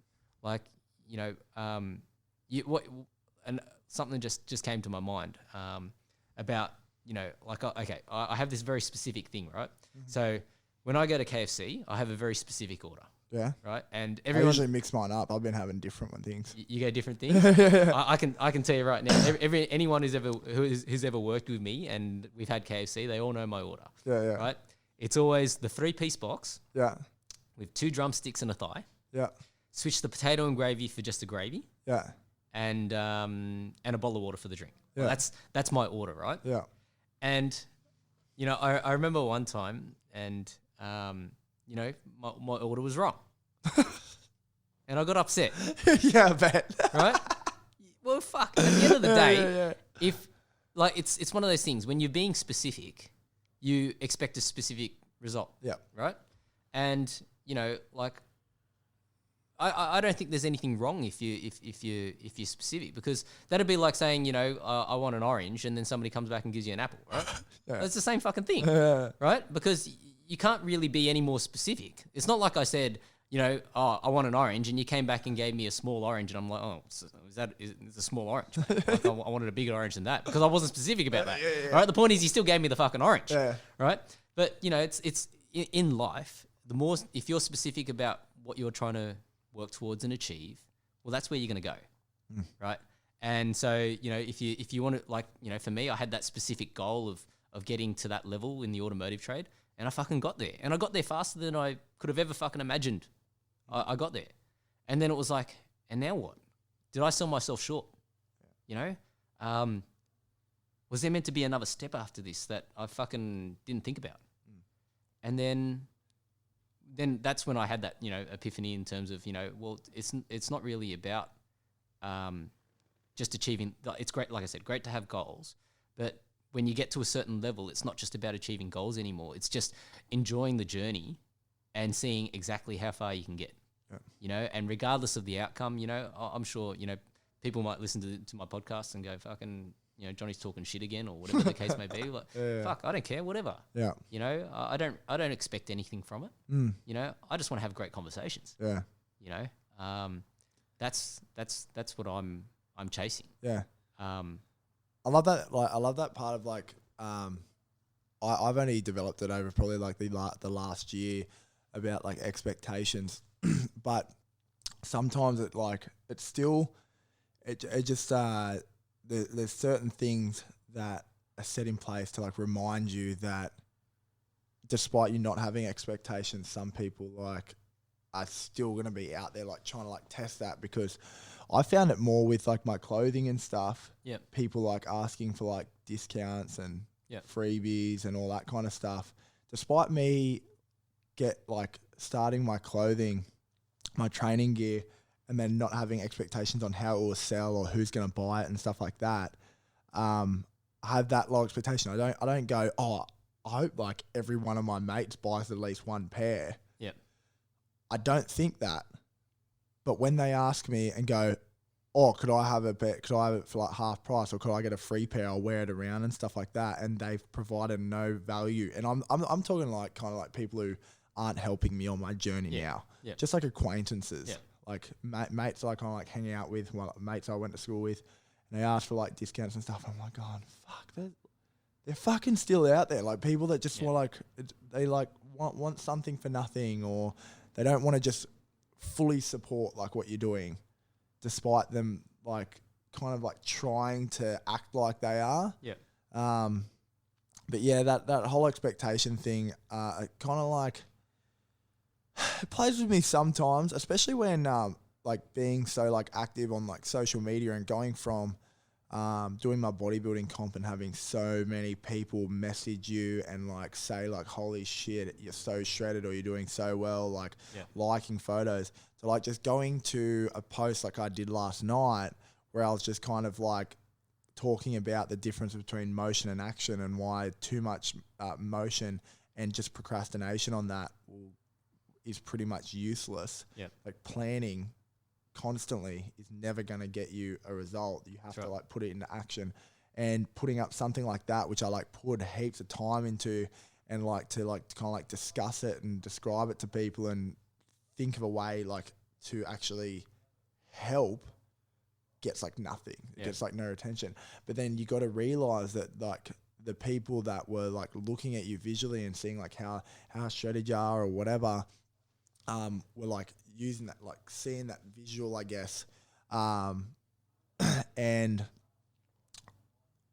the people that see the other way, the people that see the stuff that you're describing without you being shredded and just talking, are going to be the people that actually need it. Yep. The ones that it resonates with is going to be like the people who actually need to see it. So you just got to realize that the crowd, or the general group, general population, are going to look at the narcissistic side of like being like shredded and like showing your six pack and stuff like that more, because they're aspiring to that. They're not aspiring to just talking about like people. Everything resonates with people differently. Yeah. You know, just like how people learn differently. Like, you know, some people can learn by seeing things. Some people can learn by doing it. Some people can learn by writing about it. Like, there's so many different ways. But, you know, all of those, no matter which way you learn, it's all about fucking action. You know, like if you're out there going, you know, fuck, I want to do this. Well, don't say you want to do it. Just do it. Just go, I'm going to do it. Yeah. Yeah. Fucking just gave a free plug to Nike. Motherfuckers. It's in my head. Yeah. But that's the reality, right? Like, you know, and that was the thing in that Ultra Learning book. Like, they were talking about how, you know, they had this challenge to basically try and learn 4 languages within a year. Basically they flew to the first foreign country and decided, okay, we're in Spain now. From now on, and he was with a mate, and he goes to him and his mate had decided we're not going to speak a word of English. And so there's an anecdote in the book about how, you know, they get off the plane, and these 2, you know, British ladies walk up to them and ask them, oh, you know, for directions to something, and then they've got their Spanish phrase books in their hand, and they sort of they look at each other and try, and they respond in really shit ass Spanish, and these British chicks are like looking at them going, what the fuck's going on here? Like, you know, you can clearly obviously you can't speak Spanish, and you can probably clearly speak English, right? But you guys are only responding to us in Spanish. And they'd ask the question again, and then they got exasperated, and it probably dashed their hopes of obviously hookups. But, you know, at the end of those 3 months of spending that time in that foreign country, I can tell you right now, like at least from what the book says, their Spanish, you know, increased dramatically. You know, and that you know, you need that immersion. It's that obsession. Yeah. Right? Like to get good at anything, whether it's martial arts, whether it's strength and conditioning, like that's all a skill, right? Yeah. You know, like, you know, people will probably, you know, look on your Instagram and go, fuck, you know, here's Logan, you know, doing this massive back squat. Yeah. And what they don't understand is that, you know, that could be anyone, right? Like you just need to want it, and then immerse yourself in that environment to go, okay, well, how do I achieve that? Yeah. You know, and what can I do at the moment? And what do I need to fix? Because there's a lot of things that, you know, go into mobility and movement that, you know, people think, oh yeah, I'm not uncoordinated, but then you go and do a certain movement and you go, yeah, I'm fucking unco. or they're immobile and they're just like, oh, I'm not very mobile, or I'm not flexible, and they just don't stretch. It's like, that's why. Yeah. And they look at it as like, you know, it's a genetic thing. You know, well, genetically, I've always been inflexible. Yeah. You know, but that's just, you know, it comes down to obviously, you know, putting the time in and developing it. Yeah. You know, all right. One last thing I just wanted to talk about before we wrap this up, but plateaus. Yeah. Plateaus in training. How do you approach those? Because it's a very frustrating time. Everybody finds this frustrating.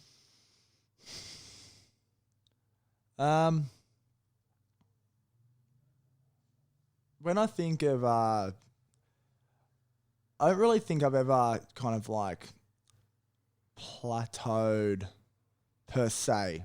I would say like I was when I was back playing footy, or up until probably the end of my first year of being a PT, I would train high intensity. I would do more reps, and I would be trying to get shredded. Yep. Never looked at my diet, ever. And I was just trying all this different shit and not looking at my diet at all. Like, I was doing like 90% training and 10% diet, like that. And you know, in your head, you know how that would turn out. Like, nothing happens. Lucky enough for me, like I've had a pretty good physique, because like I just got like genetically from my dad. Like my dad's just like a big guy. Yep. And so through those years, like I used to just train for footy. So there was no like plateau really, because I wasn't trying to like hit a 1 RM bench. I wasn't trying to get a certain amount of body fat down. I wasn't trying to put on a certain amount of muscle. I just wanted to be kind of like strong. I wanted to be like strong enough to play against the guys that were my age. Yep.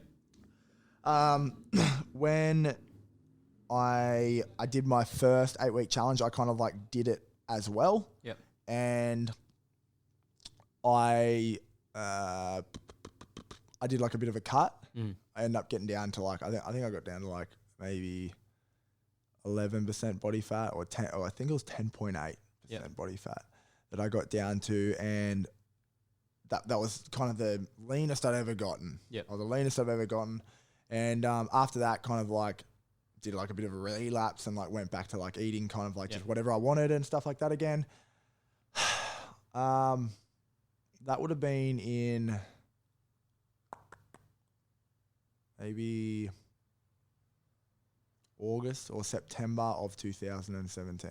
Yep. And then 2018, kind of, that was when kind of just like had a year of like business and stuff like that. I left my old gym and like moved into the one we're in now in, that was June 1st, 2018. I moved into one I'm in now. And I ended up, so in, I think it was September 6th, I split up with my partner at the time and kind of like went on like I moved at the same time, like some of the things that were going on was like I was still living at home. So in that process, in that time, it was all hectic. My business was growing. I needed to move out. Stuff was just happening in my life and ended up going like for 3 months, got to around just before Christmas time and and kind of like fell into a bit of a slump. Going like, what the fuck was I doing? Like I spent all that time like just focusing on myself when I let that like relationship get away and kind of like fell into like a bit of a dark space. And to like get out of that, I was like, I need to do something that's going to push me. So just before Christmas, decided to do a bodybuilding comp. So then got to my peak then. So I was pretty much prepping from just before Christmas. So prepped through like Christmas Day, tracked my Christmas calories. New Year's. That's rough. New Year's didn't go out. I spent some quality time with like one of my close mates. We like just went out for dinner. And then from there, you would have just been eating chicken breast. From there, we actually went to Outback. We went to Outback, but it was like one of those things where I was like, I need to control my night. I don't want to start throwing this away because like heads in a dark space, drinking and stuff just doesn't make it better. No. And I don't. It's a distraction. It's a numbing for it. And so I didn't want to do that. And then pretty much comp prep down to when I competed on I think it was the 10th of April. I competed in my bodybuilding comp and I got to like 4% body fat. Like trained down for that. And then didn't train like after that. I was like, I'm going to have a week off. I'll have a week off diet. I'm going to have a week off training. 4 weeks later, I'd trained probably 3 times. Wow. And hadn't eaten anything, like hadn't eaten like another meal prep or anything like that. Like I did a couple of meal preps, left a couple in the fridge. Like they went off, like as they do. Didn't get back into it. By then, like it just goes May, June, July, August. Like now, 4 or 5 months down the track, I've only just started. Like I've just like picked up like meal preps and stuff this week. But then like last night, I fucking ate takeaway on the way home. I'm trying to live like a little bit of a balanced life, but I like I was saying, I don't think I've ever like trained long enough consistently to find that plateau. Obviously, people go down the path of like taking steroids, taking like SARMs. Like I like use SARMs for a bit, like for a couple of months there, and I just think it just made my body just feel shit. You know, I got dehydrated. I'd cramp up all the time. And yeah, so, but then you know what? If I'm going to talk about plateau, I would say that one of my biggest plateaus was after comp when I just felt like I was just flat. You reach a plateau because you reach a peak and then you're kind of going backwards though. It's like almost like a plateau that's getting worse. And to find that, I had to find something else that interested me. And that's when I started CrossFit 5 weeks ago, and I fucking have not looked back. Yep. And now each week, because every exercise, every week, every session is different. There's no plateau. I might one day not hit a lift that I thought I was going to hit. Yep. But at the moment, I'm kind of like progressing pretty quickly in that, and I'm like really enjoying it. So yeah, there's variety. Yeah. So I haven't done workouts twice yet. Yep. You get me? So yeah, so you don't really have that benchmark to then go, now this is what I'm going to achieve next. Yeah. So I haven't. I'd have to say, I don't think I've actually reached like kind of a plateau. I've just gone up and down, up and then back down. Like, I think the peaks and troughs that's a very consistent thing for most people, because people get in this mindset, oh, I'm going to do this, I'm going to do that, and you push, you get there, and then you go, and then what? I do see it, and that's why 8-week challenges, 12-week challenges are so popular, because they see it's 8 weeks and then they can stop. But the thing is, they haven't. They say, like, I always fear like being on social media and saying, oh, okay, now I'm just like eating fast food and stuff, and then my clients thinking, oh, I'm going to train and get to a certain stage, and then I'm going to do that, and I'm like, these clients of mine aren't getting to 4% body fat. Yeah.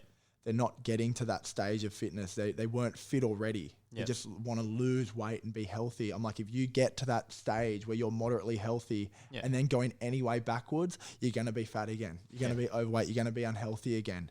I got to a stage where I was unhealthily lean in a bodybuilding comp, and now I'm back to like mid-range healthy, like normal person. Yeah.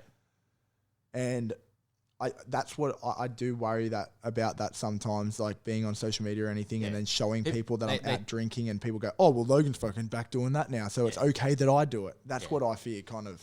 They take that snapshot as gospel. Yeah. And that's never the case. That applies to every single content on social media. It's a fucking snapshot. Yeah. You're not going to get somebody's not going to get the same level of information listening to or reading, one of your Instagram posts versus listening to this conversation as an example. Like, we're going into it onto such a deeper level that it's impossible. Yeah, like people going, people possibly going, like watching me through my bodybuilding comp, like I was saying, and going, oh, I'm so motivated by you. I'm so motivated. And then if I'm that person, that same person then starts like going out and partying and drinking and stuff like that, then they're like, I was motivated by him a week ago, and now he's out eating fast food. Yeah. Do I do what he's doing? Yeah. Like that's you think about the example that you're setting. That does worry me a little bit, and it does. It makes me be in, like, if I can take a negative out of that, like a negative out of that. Overly self-conscious about it. I start not being so open. Yeah. I wish I could. I wish it would be easier for me to just to go, oh, I'm eating Macca's today, but when I eat it, I don't feel bad that I'm eating it. Yep. I feel bad that if someone sees me, they think that's okay, despite them not being kind of like at like a level of fitness now. Yeah. Well, see, I do that too. Like I'm by no means, I'm not really fat or anything. Yeah. And I've probably been, blessed with some decent genetics as well, in the sense that, I don't really put on weight very easily. And for me, for the longest time, like diet never really had too much of an influence on my physicality in terms of weight or anything like that. But I'm also, very active. Like I'm training, somewhere between, 5 and 10 sessions a week. Yeah. Across many different things, whether it's, an hour in the morning doing strength and conditioning, or, hitting pads, or sparring, or, kung fu, or jiu-jitsu, like all those different disciplines. Like, I'm very active through that. But as I am, getting older, like I do feel better when I do certain things, and I think until you get that awareness in your own body about what makes you feel good and what makes you feel off, if you like, so as an example, like for the longest time, I was essentially eating almost like a no sugar diet. Like there was nothing that I would eat that would really have added sugar. My wife knows I hate desserts in that sense, and I did that for the longest time, like probably for maybe 5-10 years, not with any intention. I just never really liked dessert. Yeah. And then now it's like, you start tasting a few good ones and you go, fuck, I'm starting to enjoy dessert now. There's some good ones out there. Yeah, there's some good ones out there. And so, more recently, then you start to fall into that sugar trap. And then, and so I can understand, if there's people that have never really, that are used to having, a lot of sugar in their diet, it's quite, your body's going to tell you that it wants sugar, right? That spike, it's that, yeah. It tells you that you want it, and you don't know, like it's a subconscious thing, right? Like you don't really think about it, but then, you might have lunch and have a good lunch, like you might have like a chicken salad or something like that, right? And then after lunch, then you go, you know what, I'm going to go get that ice cream, and it's something small, right? And I think about it from the perspective of, I'm being mindful of it, that, I'm having this craving, and then, for me, I can just say, nah, you know what, fuck it, I'm not going to have an ice cream, right? Or, for me, like, the thing that I enjoy doing is I like doing, the intermittent style fasting where, you do the eating window, like have my first meal at 12 and my last meal, before 8. Or sometimes it's even earlier than that, just depending on what kind of training I'm doing. Like I might have a meal at 5 and then switch off for the rest of the night, but it's just, like I think, you can't trust your body and everything that it tells you, because a lot of the times, right, like it's telling you, oh, you're hungry. It's going to give you that quicker, it wants the quickest satisfaction possible. Yeah. And that's going to come from sugars and like saturated fat. Like like this morning, I didn't have CrossFit, and I usually wouldn't eat in the morning, and then I'd make the good decision because I'd train and I'd feel good, so I'd go home and like make a meal. Yep. This morning when I was going out and getting a haircut, I was like, I need to stop and write this email to go out. I kind of want to have a coffee as well, and I kind of feel hungry, so I'm going to eat because I haven't I don't have to train. Yeah. So I just stopped at Macca's on the way and like sat down, like had like 2 hash browns, Mighty McMuffin, hot cakes. Like I can eat like crazy, and I know I can. Yep. And if I sit down for something like that, I don't just get a meal. I'll get like extras. Yeah. But the thing is, I'll do that and I'll put it into my fitness pal. Yeah. And I'll go, fuck, that fat's so high. And then for lunch, I'll have a protein shake. Yeah. And then dinner, I'll have a meal prep and a protein shake. And then I hit my macros. Yeah. It's hard for some people to understand that, because they don't have that same control where they can skip lunch because they had that meal. Yeah. And realize that if their fats are too high and that their carbs are low, then you can like replace those fats in a little bit and just make sure your protein's high. You're going to hit your energy levels. You're going to feel like shit. Yep. And I know I'm going to feel like shit. Like I started to feel tired before I came here, but now I'm like in conversation with you. Yeah, so it's good. Yep. But I was feeling like shit. I was like, had like this spike. I was like just in this like food coma. I could feel it. Like I just had no energy. And I'm just like, fuck, I know I shouldn't have had it, but like, it's good in the moment. Like the coffee was good, the hot cakes were good, the hash browns were really good, and you just like enjoy do it. And enjoy it when you do it. Like, there's no point doing it and hating yourself while you're doing it. If you're gonna fucking do it, enjoy it while you're doing it. But then know that you got to pay the piper. Yeah, and you know what? And one of the things I've been doing and what I did in that situation was I left the gym saying I was going to do it, and I got close to Mac because I go, I'm not going to do it. And I go, no, you know what? Just go with the first fucking thing you said. Yep. Stop contradicting what you thought before. You said you're going to do it, just go and do it. So I went there, I sat down, and you know what? I got the fucking whole email done. It's like a 10 paragraph kind of like email that I'm going to send out. I got it done, and I kind of like had a bit of a shit breakfast at the same time. Yep. But now I just have to be controlling and motivated through the day enough to just make up for it, or not make up for it. Just be disciplined enough to make the rest of your day even out, and then you're all good. Yeah, you're all good. This is the thing, like, and that's what I was saying. Your body fucking lies to you. Yeah, you know, like, the easiest way that I can think about this is that if I have like a carb heavy dinner, right? Let's say I have like a big plate of, you know, prawn pasta, something like that, where it's, you know, done in like a cream sauce, you know, the white sauce, you know, very creamy, lots of carbs, right? And I'll wake up the next morning at 6 a.m., you know, to get up and go to the gym or whatever, and I'll be starving. Like, I'll feel like, you know, I just had this massive meal last night. Yeah.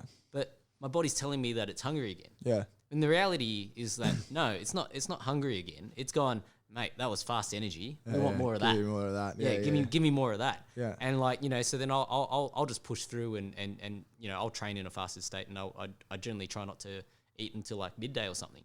And you know, like today I haven't eaten yet. And I feel good. You know, I feel, you know, mentally sharp. I feel alert, you know, and then I'll go and have a massive lunch. And then the funny thing is that, you know, I do things like that, and then I have a massive lunch, and sometimes I don't even feel like dinner. You know, so I sometimes will have like a massive lunch, and then I feel like I'm like greedy in that state, and then it just like fucks me up. Yeah. You know, like, yeah, you have that thing, but yeah, I know what you mean. Like if you have a good, like wholesome lunch and you're just like, oh, I'm satisfied, and I'm like moving around and stuff, you end up just going home and like you might have a shake or something like that, like a protein shake, and it's just like, just upping those levels, helping your body to recover when you sleep and stuff like that, which is good. So yeah, all that, food's a funny thing. Like it's, I didn't fully understand macronutrients until I was thrown in the deep end doing my own prep. Yep. And I saw what it did. And even so were you doing like the full scale, counting everything? Everything. There were the scale. I had to replace the batteries twice. Think how long you've had scales like in your kitchen, and how long you can weigh stuff. Like you don't replace the batteries at all. Yeah. I did a 20-week prep. Had to replace them twice. Wow. In that speed, I just had I live by myself, so it was fucking awesome. And I'm actually going back to living by myself in like 6 weeks. Yep. The scales were always on the bench. The measuring cup was always on the bench. Yep.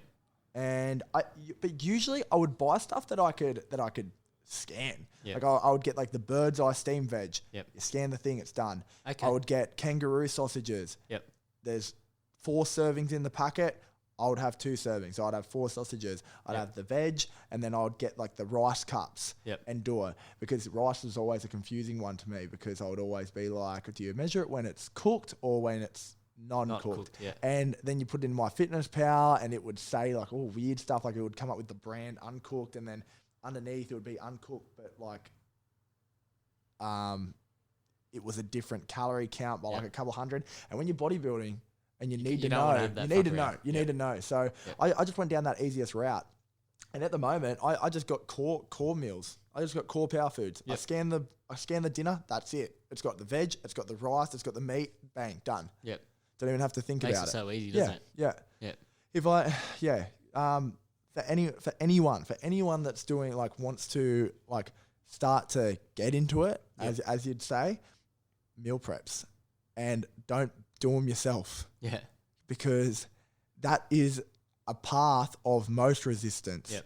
I can tell you now, if you have to meal prep and you're finishing a night at work and you drive past any fast food place, you're going to go in there a lot of the time. Yep. And unless you've got a meal that's at home in the fridge, you need to stick it in the microwave and then eat it. That's what you need. Anyone that wants to get into it, meal preps is like 100% recommended. So on that, like, you know, what for health and wellness, like what percentage, I know it's like, let's just talk, you know, I guess as an average, right? Yeah. How much do you reckon, you know, diet do you think diet is the bigger influencer, or is exercise the bigger influencer? Influence? Yeah. Workouts influence heaps more people. Okay. That's why there's so many people doing workouts. Yeah. But in terms of contribution to somebody's health and well-being, 80% is diet. Is diet. I'd even say more. Yeah. If someone's just trying to lose weight, yeah. You don't even need to train. Just, just go for a walk down the beach more. Yeah. Okay. Walk on the beach. Well, I guess that's exercise, but it's also neat. Yeah. Like if you need to go walk to get your coffee, just instead of driving to the beach, walk to the beach, increase your non-exercise activity thermogenesis, and diet, like proper diet. Don't just go keto, start eating fat. I mean, like, eat the correct amount of protein. Like it's what people don't understand about keto is that there's actually there's a crossover. Like there's time you need. If you haven't gone keto before, people get sick. Yeah, your body needs to adjust to adapt to going keto because your body wants carbs. Yeah, exactly. That's why. Yeah. And but like I just use keto as an example because it's like the first one that comes to my fucking head. Yeah. do whatever you want. Just make sure your levels are right. Like, and it doesn't need to be like, oh yeah, okay, 2 times your body weight is your protein. I would go, okay, what's your body weight? All right, times that by 1.6. There you go. You got a bottom number. Then times it by 2. Okay, that's the top for most people. When I was bodybuilding, it was 2.2. I had to have a little bit more just to make sure that because of my workout load, I was actually covering it. Yeah. So I would go 1.6 or 1.5 if you want to go that low to 2 times your body weight. Yep. There's your range. window. Yep. That's a window that will get you benefits. That will help you to transform your body. If you can stick to that window, yep. and then work out. Carbs and fats can come later. Yep. If you're someone that likes eating avocado and using oils on your vegetables or on your potatoes in the oven, then do that. But if you've got a set 2,000 calories and you've got your protein at, let's for example say 200, which would be 800 calories. So you times it by 4. There is 1,200 calories left. If you prefer fats, yep. have more fats. Yep. If you prefer carbs, have more carbs. But don't go over that 2,000. Yep. That's how you diet, and that is how you'll get results. And it's the easiest fucking way. Yep. Yeah. All right. Well, this has been a fucking awesome podcast. Yeah. Give yourself a bit of a plug. How do people find you? Pretty much everything now is just at Logan Cole Coaching. Yep. So I've recently started Twitter. So that's just a kind of like, no one's even following me at the moment. I'm just like putting out shit that I'm thinking of on there. So at Logan Cole Coaching on Twitter, at Logan Cole Coaching on Instagram. Yep. At Logan Cole Coaching Facebook page as well, which that's pretty much all like the Instagram content that just gets uploaded to Facebook, plus a couple of little things like Facebook groups that I might open up. Yep. And then if it's about training or online training, email is logancolecoaching@gmail.com. Perfect. Yep. All right. Thanks for having the chat with me today. No worries, man. It's been good, man. Been good. Been really awesome. Good. Yeah. All right. Cool. That's the end.